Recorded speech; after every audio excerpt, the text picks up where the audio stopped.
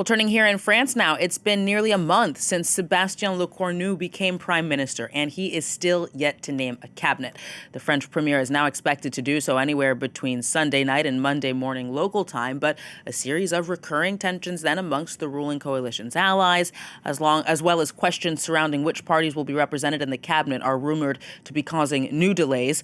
For more, we're going to speak now to Renaud Foucart, senior lecturer in economics at Lancaster University. Thanks, as always, for joining us today, Renaud. So the right-wing Republican Party, which only got about 7% of the vote in last year's legislative elections, delayed a meeting that they were supposed to have yesterday until today, reportedly in part over the fact that the short list of cabinet members could include people like hardline Interior Minister Bruno Retailleau, amongst others. This right-wing party has been upping the pressure on Lecornu, but with such a small percentage of the vote, why do they continue to wield so much influence? That's France discovering parliamentary democracy, is it? They discovered that to get a majority, anybody who is pivotal can, in theory, exert maximum power, unless, as the central bloc, you can diversify your allies. And this is the trick that Bayrou tried to pull by having a little bit of support from the far right and a little bit of support from the Social Democrat, but failed.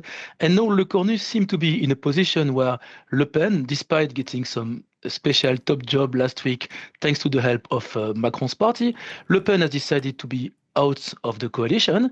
And so the only way Lecornu can succeed is by having at least Les Républicains and the Social Democrats to abstain. Les Républicains have been very clear.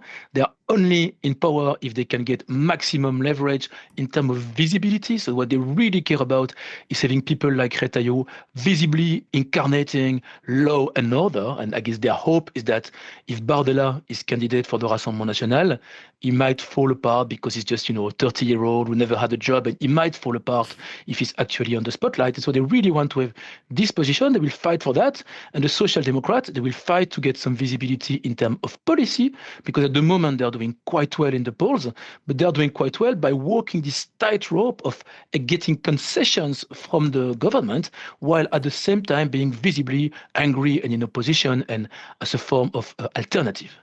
Now, meanwhile, Renaud, members of the far left France Unbowed party have already said that a motion of no confidence is essentially inevitable.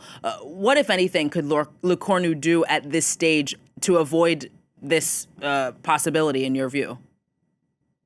What he's doing right now is the least courageous, the most simple, mild version of an agreement he could do. So I think he's doing the absolute maximum.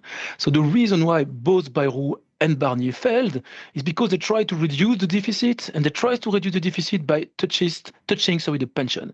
If you look at the document that Lecornu is sending today again to the parties of his majority, he's saying the only specific number he's giving is we're going to increase pension spending by 6 billion, we're going to increase healthcare spending by 5 billion. So for the rest, he's telling to the left, we're going to increase tax on the wealthy and we're going to decrease tax on the working class. And to the right, he has very tailored words about law and order, migration, etc. So he's paying lip service, and I think also really policy to get some kind of wild agreement. But the problem is that we're getting closer to 2027. And so everyone is jockeying for position for the presidential election. And so to get through, you need to give the impression to both the Social Democrats and to Les Républicains that it is in their best interest for 2 years' time to be supporting him.